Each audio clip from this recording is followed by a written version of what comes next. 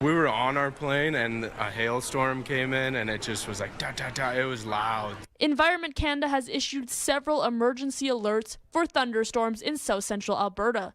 Meteorologists are saying they're tracking what they call a very dangerous storm.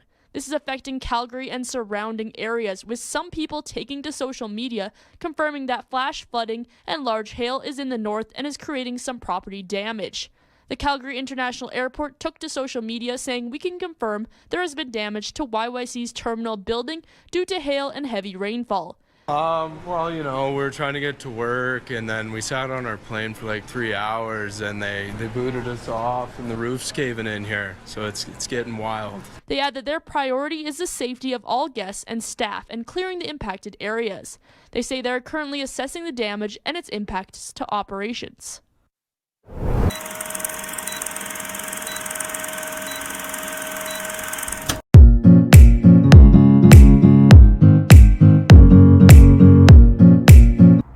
So, ayun nga mga guys, kahapon nagkaroon kami dito sa Calgary, Alberta ng hailstorm. So, bandang hapon yun siguro, hindi ako nagkakamali. Hindi ko malaman yung eksaktong oras nang nagpadala yung City of Calgary ng alarm. Kasi ganito dito, kapag may mga severe weather condition, nagno-notify yung City of Calgary. So, yun nga, nagpadala sila ng notification. Hapon na yun magkakaroon ng hailstorm. At yung hailstorm na yun mga guys hindi pangkaraniwang hailstorm. Base doon sa notification ng City of Calgary, malalaking hailstorm, sinlaki ng mga baseball or mga golf ball, ganyan. At ayun nga yung nangyari, most part ng Calgary, especially sa mga taga northeast dito, sila yung most affected nung hailstorm kahapon. So meron kaming severe weather warning dito sa Calgary ngayon. Nakikita nyo naman, sobrang dilim. Sabi dun sa weather warning is mag-hail ng malalaki, sinlaki ng baseball, yung bola ng baseball mga guys. So ganun siya. So yung mga kapitbahay namin, yan, nagre-ready na sila. Yan. Yan. So ito yung si Corimao, binalutan natin ng mga foam.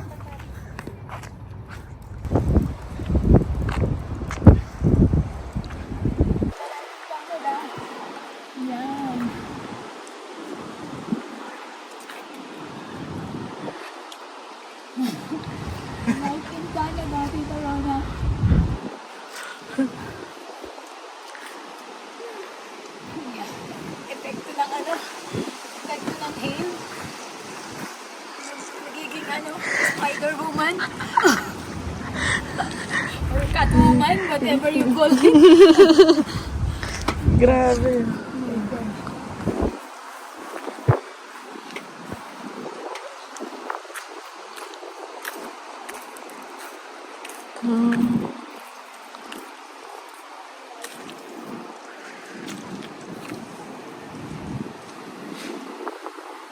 At ayun nga, so sobrang bilis din nung pangyayari kasi parang nung sanay na kami kasi makareceive ng mga notification galing sa City of Calgary.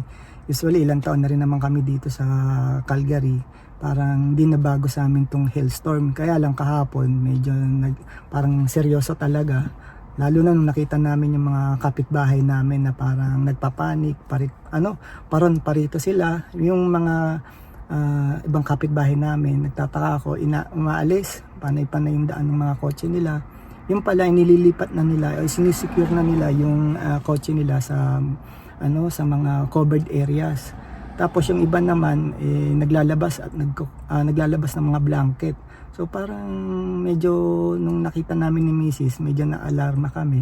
At ayun nga, panay-panay na yung labas sa Facebook feeds namin nung mga pictures ng mga nagpo-post doon sa area nila. Makikita nyo talaga sa picture, ang lalaki talaga ng mga hail na bumagsak doon sa area nila.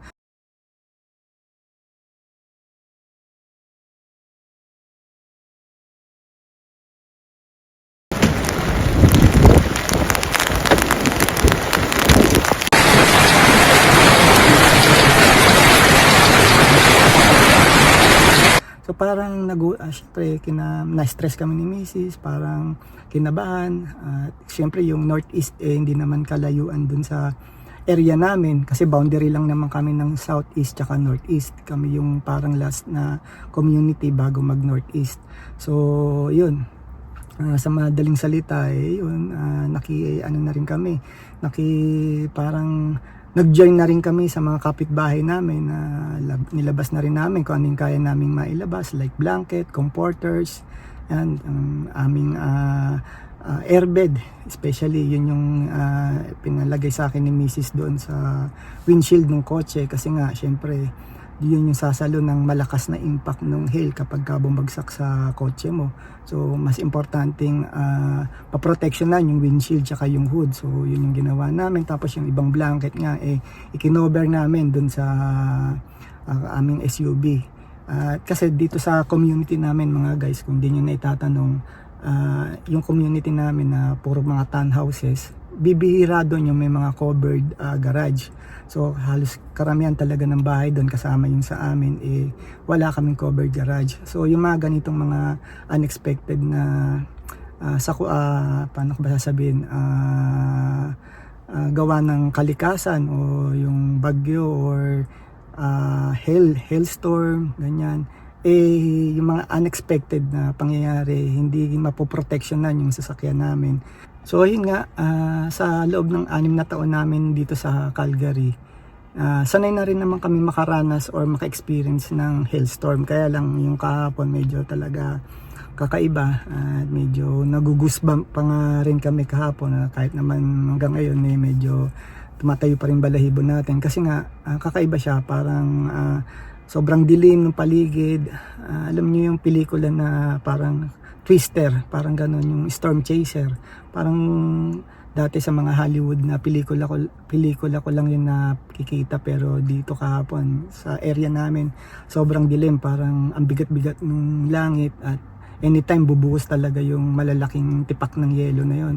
So nagdadasal na lang talaga kami ni Mrs. na sana wag umabot sa amin yung mga ganong klaseng hail. At ayun, sa awa nga ng Diyos dininig naman yung aming dasal at nangyari nga puro ulan at malalakas na hangin na lang yung umabot sa amin. So yun nga mga guys, siguro naman naririnig nyo sa background, medyo may kalakasan yung hangin. Pero pasalamat na rin at ulan lang yung umabot dito sa lugar namin. Hindi kagaya dun sa bandang northeast ng Calgary. Balita namin, nakikita namin sa mga Facebook post na damage yung Calgary Airport at maraming mga flights din yung na-delay. So yun, thank you Lord, at hanggang tubig ulan lang dumating dito sa amin. Pero ganun pa man, nagawa natin ng paraan balutin yung ating kotse. Ganito yung mga kapitbahay namin, talagang kahit paano, kahit sa sandaling oras nagawa nilang paraan balutin yung mga kotse nila. Pero syempre ganun pa man, nalulungkot kami para dun sa mga kaibigan namin na nakatira dun sa bandang northeast. Yung mga close friends namin na doon nakatira malapit sa airport, sila talaga yung medyo naapektuhan. Yung kaibigan nga namin na nagtatrabaho sa airport sa WestJet, siya yung nag-a-update sa amin na yun nga, may mga flights na cancelled, maraming pasahero ng eroplano yung na-offload kasi yung sinasakyan nilang eroplano na-damage, nasira yung bintana.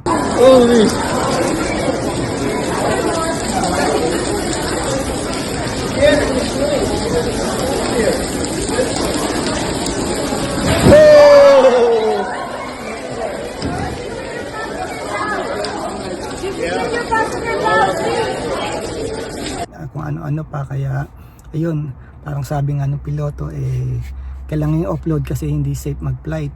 At yung airport mismo, yung Calgary Airport, nagkaroon din ng damage. At may sa mga video nga na nakikita namin, yung tumutulo yung bubong o yung kisame ng airport, siguro nabutas laki o sa lakas ng impact na tumama doon sa bubong, siguro nabutas, kaya yun, nagkaroon ng leak.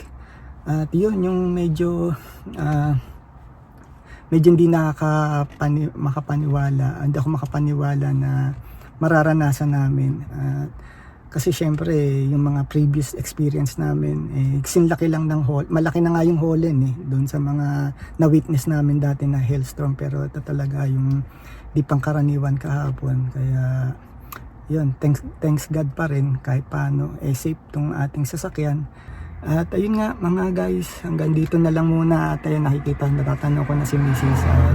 Siguro dito ko na lang muna puputulin tong ating maikling vlog para sa araw na to. Gusto ko lang i-share sa inyo or i-update sa inyo kung ano yung nangyari dito sa amin sa Calgary, Alberta kahapon. At yun, may mga clips ako ng video na i-insert ko dito. At yun, para magkaroon kayo ng idea kung gaano ka-severe yung nangyari na hailstorm sa amin. Paano mga guys, mga ka-Dears in Canada, see you na lang ulit sa susunod nating vlog. At God bless everyone and stay safe.